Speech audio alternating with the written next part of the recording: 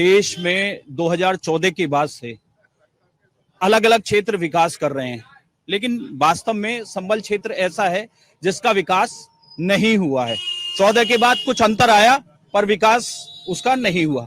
कोई भी क्षेत्र का विकास किसी भी जनप्रतिनिधि के ऊपर निर्भर करता है, क्योंकि जाहिर सी बात है विधानसभा में का नेतृत्व विधायक करते हैं, लोकसभा में नेतृत्व सांसद करते हैं।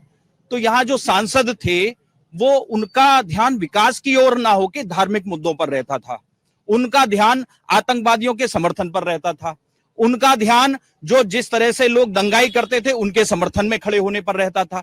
आपने देखा होगा शफीकुर रहमान बर्क साहब संसद में खड़े होकर हम भारत माता की जय नहीं बोलेंगे, आतंकवादी पकड़ा जाता था तो उसके फेवर में खड़े हो जाते थे, तालिबान के समर्थन में नारे देते थे, महिला विरोधी बयान देते थे, बयानों के लिए काफी मशहूर। जो व्यक्ति जिस व्यक्ति का मानसिक स्तर इस तरह का हो कि वो आतंकवादियों के समर्थन में खड़ा हो जाए, तो उससे आप विकास की उम्मीद कैसे कर सकते हैं? एक बात। दूसरी बात, आप देखेंगे कि बहुत लंबे समय समाजवादी पार्टी, भाजपा के सांसद तो 14 से 19 तक बने, उसी समय बहुत सारे कार्य हुए, मैं गिनाऊंगा, लेकिन उससे पहले और उसके बाद 19 से लेकर 24 तक किसी भी प्रकार से लोकसभा में विकास का कोई काम नहीं हुआ। काम छोड़िए साहब, जो जनप्रतिनिधि है आप देखेंगे ना चंदोसी विधानसभा में ना गुन्नौर विधानसभा में, वो केवल और केवल दीपा सराय, संबल में भी दीपा सराय अपने घर में बैठे रहते थे और वहां केवल और केवल धार्मिक एजेंडे को धार देते थे। पूरे देश में इसलिए मशहूर थे वो। अब उसको मशहूर कहेंगे, प्रख्यात कहेंगे या कुख्यात कहेंगे, वो एक अलग विषय है। चूंकि वो अब इस दुनिया में नहीं है, मैं ऐसा कुछ नहीं कहना चाहूंगा, लेकिन उन्होंने संभल की जनता के साथ इतना बड़ा विश्वासघात किया जो शायद कभी किसी ने ना किया हो।